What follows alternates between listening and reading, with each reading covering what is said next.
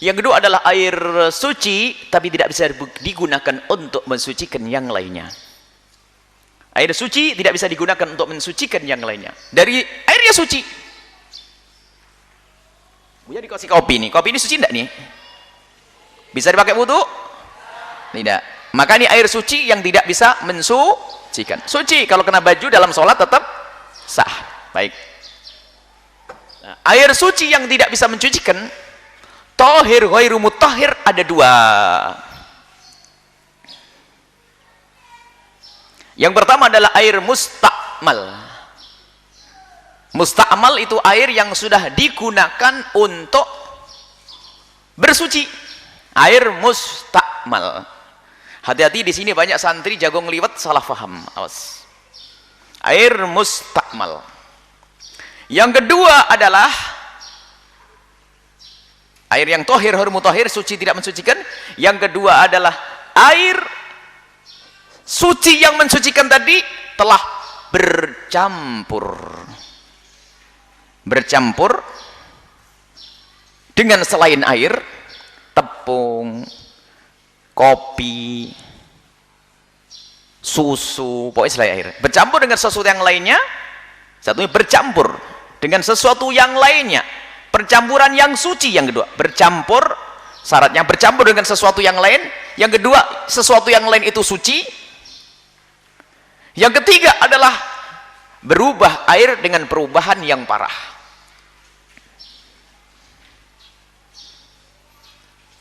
Ini Buya bahas dulu karena enteng, nanti bab mustakmal agak panjang.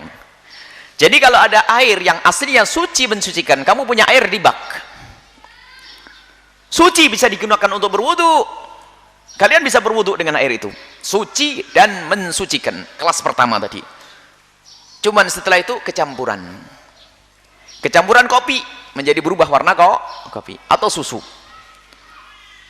Coba, ini aslinya air suci mensucikan, cuman sama anak putri dikasih kopi sama gula. Lihat, memenuhi syarat untuk disebut sebagai air yang suci tidak bisa mensucikan. Jenis yang kedua mutaghayyir, berubah. Pertama air suci bercampur dengan sesuatu yang lainnya, kopi dan gula, dan kopi dan gula itu suci dan percampurannya parah sampai berubah kan, dari jernih menjadi keruh. Kalau percampurannya tidak parah tetap bisa dipakai untuk wudhu. Harus percampurannya ada percampuran yang sangat dan parah, taghayyuran syadidan, taghayyurnya sangat. Kalau percampurannya adalah tidak parah, maka tidak merusak air. Nah, bagaimana kita mengetahui percampuran itu parah atau tidak? Ini catatan kecil penting ini untuk mengukur gimana air ini bercampur parah dan tidak parah. Untuk mengetahui percampurannya parah atau tidak parah adalah datangkan orang yang tidak tahu apa yang dicampurkan di situ.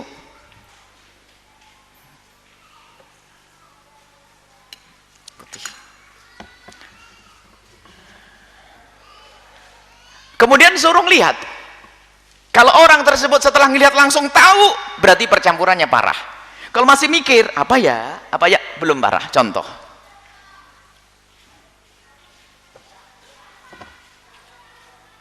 apa campurannya?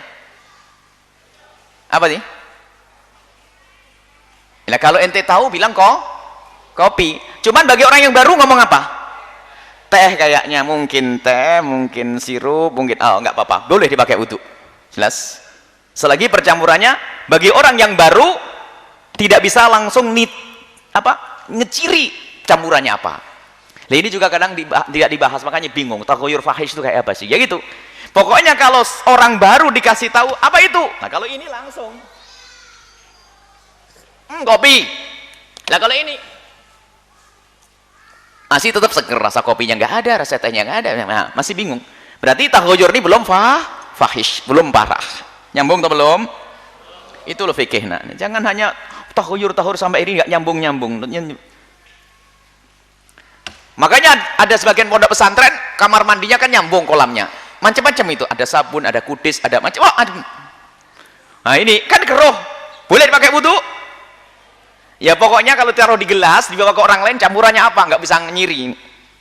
Ya pun kecebur sabun di dalamnya atau apa. Asalkan bagi orang yang baru tidak bisa ngeciri tidak bisa menebak secara pasti, maka itu taghayyurnya belum fahish, berubahnya belum serius. Coba kita tambah lagi, aku masih bingung. Masih bingung? Masih boleh ini? Ini kayak teh, ternyata bukan teh. Taghayyur harus taghayyur fahish. Kalau orang baru yang melihat langsung tahu apa campurannya. Baik, ini yang pertama. Ini adalah air yang suci, tidak bisa digunakan untuk bersuci. Yang kedua, tapi ini suci atau tidak? Suci. Air suci aslinya telah bercampur dengan sesuatu yang lainnya, kopi sama teh. Lainnya itu adalah syaratnya suci. Sebab kalau najis bab yang ketiga, yang terakhir nanti. Pembahasan air yang ketiga. Makanya syaratnya adalah air suci yang tidak mensucikan. Jenis kedua adalah air suci aslinya bercampur. Satunya bercampur dengan sesuatu yang lainnya yang suci. Bercampur dengan sesuatu yang lainnya. Sesuatu yang lainnya itu suci. Kemudian sesuatu yang lainnya itu adalah tidak sesuatu yang lainnya suci. Kemudian setelah itu apa? Bercampurnya itu bercampur yang parah, sangat. Baru itu disebut sebagai air jenis kedua, tohir mutahhir. Sebagian santri menganggap air tohir mutahhir disebut air mustakmal. Ya bukan dong, masa air tohir tidak. Air mustakmal itu bagian yang pertama tadi, yang air mustakmal digunakan untuk berwudu. Kalau ini bukan mustakmal. Selesai ya? Lah baru kita naik lagi kembali. Sebab air suci tidak bisa mensucikan dibagi dua. Yang pertama air mustakmal, yang kedua air adalah mutaghayyir. Mustakmal sudah dipakai untuk bersuci, yang kedua mutaghayyir sudah dibahas mutaghayyir. Sekarang air mustakmal. Air mustakmal ada dua. Yang pertama adalah mustakmal untuk mengangkat hadas, yaitu wudu dan mandi besar. Yang kedua adalah air mustakmal untuk mengangkat najis. Air mustakmal untuk mengangkat najis. Air mustakmal untuk mengangkat najis, untuk membersihkan najis, mensucikan najis lah. Air mustakmal yang pertama adalah untuk mengangkat hadas. Hadas ada dua, hadas besar dan hadas kecil. Maka air tersebut akan disebut sebagai air mustakmal dengan 3 syarat. Air disebut sebagai air mustakmal kalau memenuhi 3 syarat. Yang pertama, lihat, ini sering santri ngantuk ini, lihat. Yang pertama adalah airnya sedikit. Air tersebut kurang dari 2 kolah. Dalam mazhab Syafi'i, 2 kolah kurang lebihnya 216 liter. Jika air itu kurang dari 2 kolah, maka disebut sebagai air sedikit. Kalau air kolam yang raksasa, nggak masuk pembahasan di sini. Ini hanya air sedikit. Yang pertama, airnya harus sedikit. Yang kedua, air sedikit tersebut sudah digunakan untuk membasuh basuhan yang wajib. Ingat anak-anakku semuanya, basuhan yang wajib dalam wudhu adalah basuhan yang pertama, membasuh wajah yang pertama. Jadi basuhan wajah yang pertama itulah yang bisa menjadikan air sedikit tersebut menjadi mustakmal. Basuhan yang pertama. Ini basuhan yang pertama. Mandi besar, basuhan yang pertama. Basuhan kedua, ketiga adalah sunnah. Maka basuhan yang kedua, misalnya kita sudah wudu.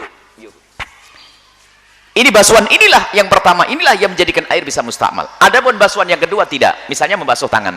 Yang pertama bisa menjadikan air mustakmal. Tapi basuhan yang kedua tidak. Banyak santri ngantuk.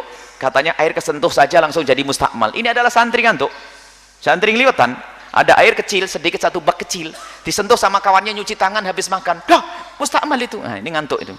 Lihat, ini banyak santri kepleset di sini. Yang biasanya baca kitab dari awal sampai akhir terus sambil tidur nunggu nyembelih ayam di belakang itu. Ini ada. Jadi syarat yang ketiga, air terpisah dari anggota yang dibasuh tersebut. Air terpisah dari anggota yang dibasuh tersebut. Airnya terpisah dari anggota yang dibasuh. Contoh, kalau kita mengambil air segenggam, di bak kecil air segenggam, Kalau bak kecil, kita mengaduk-ngaduk bak kecil dengan tangan kita, tidak akan menjadi air mustakmal. Pakai kaki juga. Kita nyebur juga tidak menjadi mustakmal. Ini harus paham kalian. Banyak ini salah. Bahkan di musola-musola kecil banyak orang yang salah paham di sini. Apalagi yang dulu mandinya pakai apa? Pakai padasan kendi terus dilolobangin gitu. Ditutup pakai tangan. Oh mustakmal, mustakmal. Jangan dipakai lagi, dibuang lagi. Siapa yang bilang mustakmal ayo? Kecuali orang ngantuk. Dan anehnya kita bertemu dengan katanya ustadz salah paham, ini ngaco. Kerusak umat ustadznya saja salah. Gimana orang awam? Itu bukan mustakmal, yang mustakmal memenuhi 3 syarat. Air yang sedikit, 1. Yang dipakai untuk baksuhan wajib. Kemudian setelah itu apa? Sudah terpisah dari anggota. Misalnya apa? Saya ngambil segenggam air. Yang menetes ini loh yang disebut sebagai air mustakmal. Yang masih di sini tidak. Adapun yang di bak kecil yang saya ambil ya tidak. Tidak akan menjadi mustakmal. Untuk mandi besar, saya ambil biur. Yang di bak tidak. Begitu juga air 1 bak 100 liter atau 200 liter, tidak sampai 216, kurang lebihnya deh. Kalau mandi besar anggota tubuhnya kan seluruh tubuh ya. Sama. Pokoknya sudah dipakai untuk membasuh yang wajib menjadi air mustakmal, asalkan memenuhi syarat. Airnya sedikit, digunakan untuk membasuh yang wajib, terpisah dari anggota tubuh yang dibasuh. Contoh, ada air 1 bak, isinya 100 liter, banyak, lumayan. Tatonya ada temanmu yang iseng, baru haid suci. Saya niat mandi besar karena haid, dicelupin jemarinya, diangkat. Dicelupin, lalu diangkat lagi. Gimana hukumnya airnya? Mustakmal. Kenapa? Airnya sedikit, kurang dari 2 kok. Digunakan untuk yang sudah ada. Ini gara-gara faham yang ini dibawa ke faham air secara umum. Ini loh yang sering salah santri. Kisahnya kalau air 1 bak kesentuh sama kita itu menjadi air mustakmal kalau memang dia niat untuk mandi besar, atau giliran orang basuh wajah, habis basuh wajah, basuh apa? Tangan. Habis basuh wajah di bak. Baknya kecil, basuh wajah. Setelah basuh wajah, basuh tangan. Niat membasuh tangan lalu diangkat menjadi mustakmal. Tapi kalau tidak memasukkan tangannya, tidak niat membasuh, enggak, biarpun gilirannya tangan. Contoh, habis basuh wajah, air bak, tidak usah pakai gayung, enggak apa-apa. Air sedikit, satu bak kecil begitu, langsung kita wudhu pakai tangan, enggak usah ragu-ragu. Ini ilmu. Nunggu cari gayung enggak wudhu, nanti tambahan gayungnya pecah, gayung pondok. Langsung dijauh supaya tidak netes ke sana. Baru setelah itu untuk tangan, asalkan waktu masuk ke jangan niat membasuh tangan, tapi niat mengambil, niat ikhtirab, ngambil taruh luar, masukkan lagi, ini tidak niat membasuh, tidak merusak air. Selesai ya. Jadi syaratnya harus dipahami. Syarat yang pertama adalah apa? Airnya sedikit. Tapi kalau kalian mandi di kolam yang gede, lagi mandi besar, nyebur, naik, juga tidak apa. Sama halnya tadi. Harus pahami. Selagi belum terpisah, tetap dianggap sebagai air suci dan mensucikan. Contoh. Seorang suami mandi besar. Baknya airnya cuma sedikit. Ya?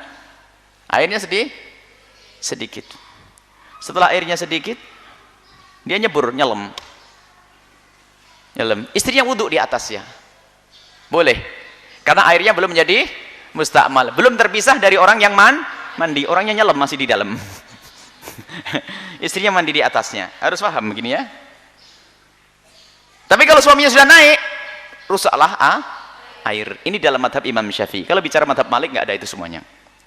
Selesai. Madhab Syafi'i jelas air mustakmal untuk mengangkat dari hadas. Tolong dibelajar yang serius anak-anakku. Jangan salah paham fikih begini ini. Karena kita temukan santri-santri itu banyak salah paham. Ini menjadi musibah, ngerepoti orang kampung. Jadi ustadz kayaknya meringankan tapi malah merepotkan.